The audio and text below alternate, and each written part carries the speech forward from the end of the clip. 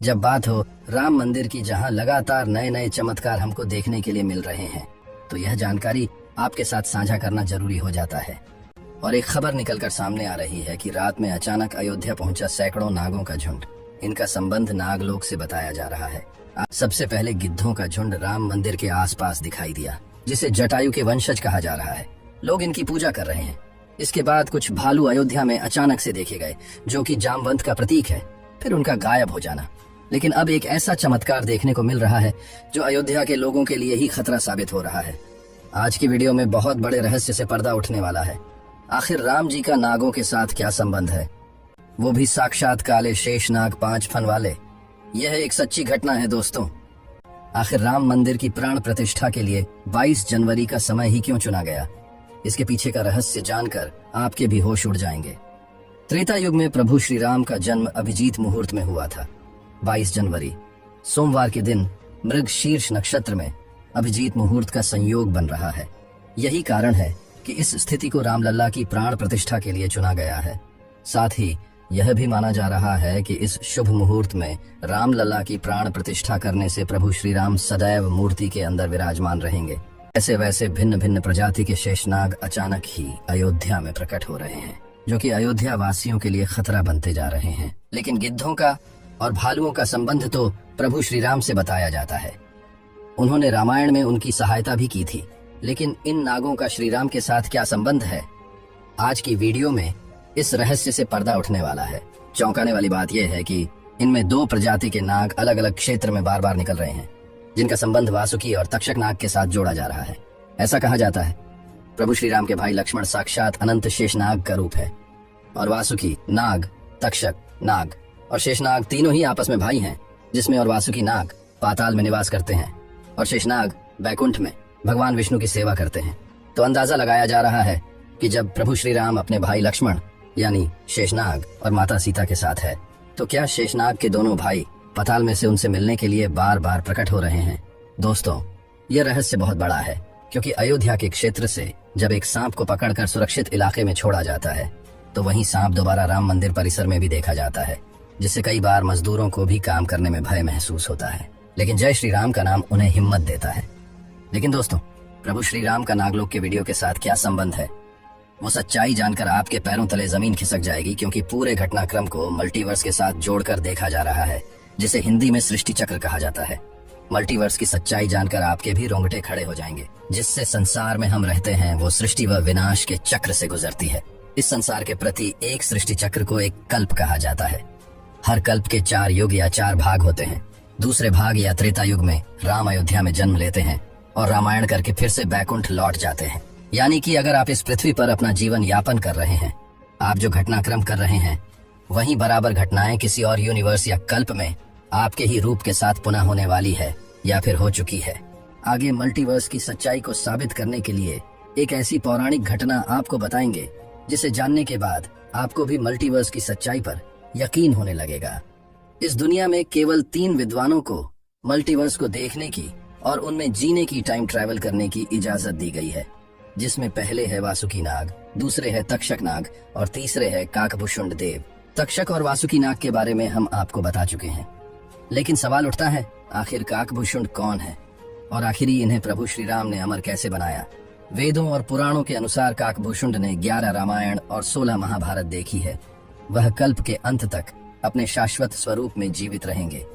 भगवान राम ने ही काकभूषुंड को अमर बनाया था। कौए के रूप में अपने एक जन्म के दौरान की मुलाकात बालक राम से हुई। प्रभु खेल रहे थे और उसने उसे पकड़ने की कोशिश की। समय आने पर काकभूषुंड को भगवान के मुख के दर्शन हुए। बालक राम के मुख में आकाश गंगाओं और ब्रह्मांड को देखने के बाद काकभूषुंड ने भगवान राम से दूर उड़ना बंद कर दिया और उनके पास लौट आए।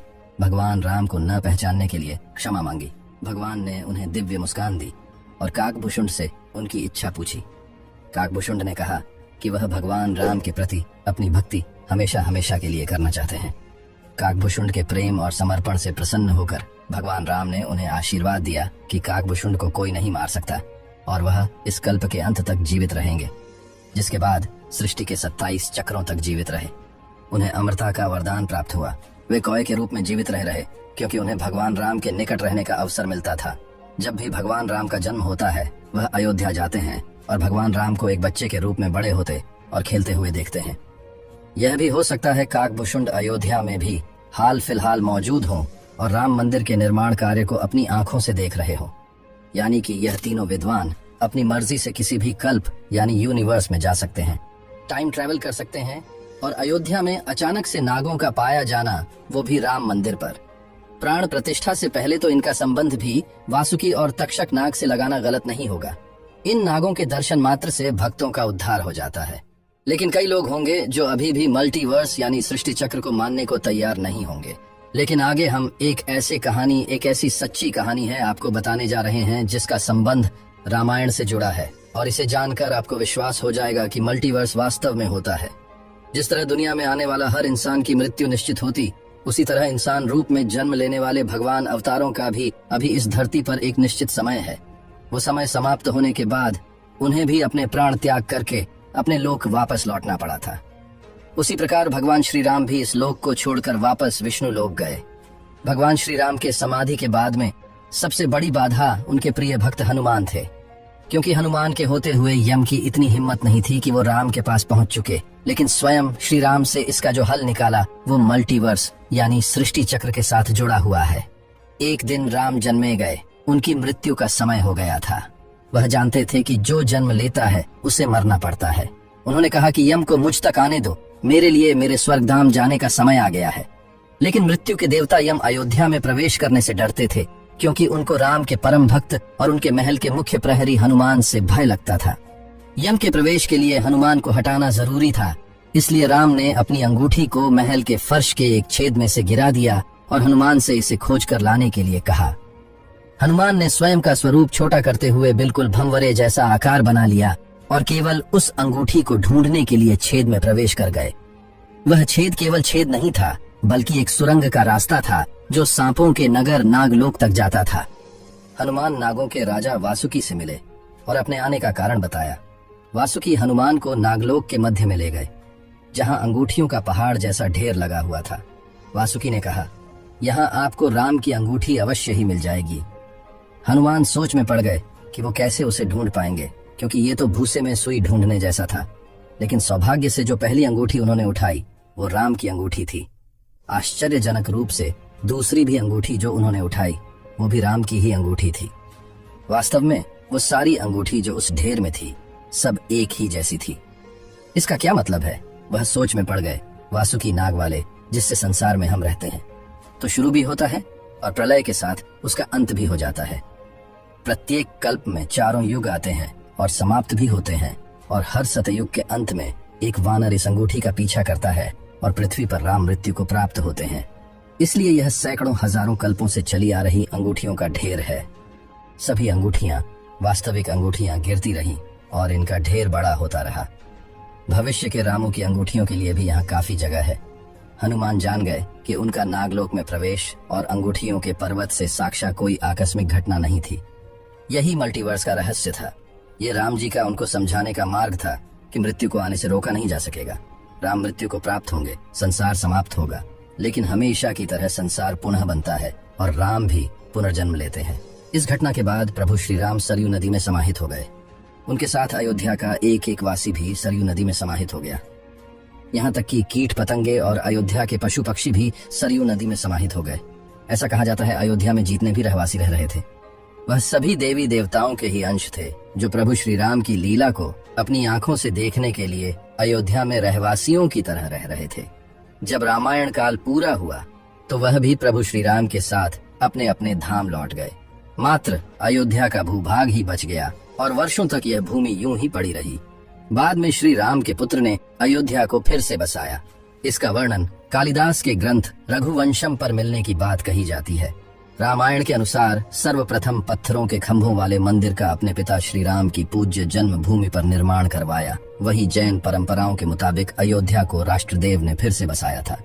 पुराण के अनुसार उज्जैन के महाराज विक्रमादित्य ने ईसा पूर्व में एक बार फिर से दूसरी बार उजड़ चुकी अयोध्या का निर्माण करवाया। धार्मिक ग्रंथों के अनुसार उन्होंने अयोध्या में सरयू नदी के लक्ष्मण घाट को आधार बनाकर 360 मंदिरों का निर्माण करवाया था। वे भगवान विष्णु के परम भक्त थे और इसीलिए उन्होंने ही श्री राम जन्मभूमि पर एक भव्य मंदिर का निर्माण करवाया था। हिंदू पक्ष का दावा रहा है कि बाबर से पहले भी 1333 में मुस्लिम आक्रमणकारी सालार मसूद ने जन्मभूमि मंदिर को ध्वस्त कर दिया था। अयोध्या में राम जन्मभूमि मंदिर पर विवाद की कहानी की 1528 से शुरू हुई। हिंदुओं का दावा रहा है कि मुगल आक्रमणकारी बाबर ने उस पवित्र जगह को तोड़कर उस पर मस्जिद का निर्माण करवा दिया।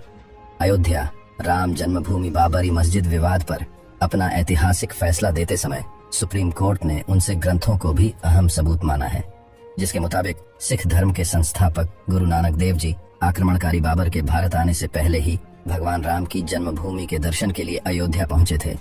गुरु नानक देव जी 1510 से 1511 के बीच अयोध्या आए थे, जबकि बाबरी मस्जिद 1528 में बनाई गई थी। इतिहासकारों के अनुसार वहां पर बाबर के कहने पर उसके एक सूबेदार ने मस्जिद का निर्माण करवाया था। 23 दिसंबर 1939 को राम जन्मभूमि मंदिर के इतिहास में एक बार से जबरदस्त मोड़ आ गया।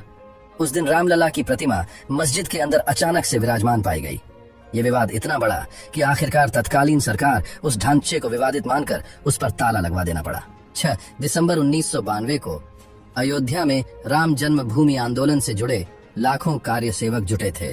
उन्होंने ही उस विवादित ढांचे को ध्वस्त कर दिया था। भगवान राम लल्ला ढांचे से निकलकर टेंट में आ गए। यानी कि राम मंदिर का इतिहास बहुत बड़ा है, कई लोगों के संघर्ष की कहानी है और कई कार सेवकों के बलिदान का प्रतीक है। भले ही हम इस संघर्ष में भाग नहीं ले सके, लेकिन ये हमारा सौभाग्य है कि हम राम मंदिर को बनता हुआ अपनी आंखों से देख रहे हैं। आपको आज यह खास पेशकश पसंद आई हो तो एक सच्चे सनातनी हिंदू होने के खातिर वीडियो को लाइक करके चैनल को अभी सब्सक्राइब करें। जय श्री राम, जय हिंद राष्ट्र।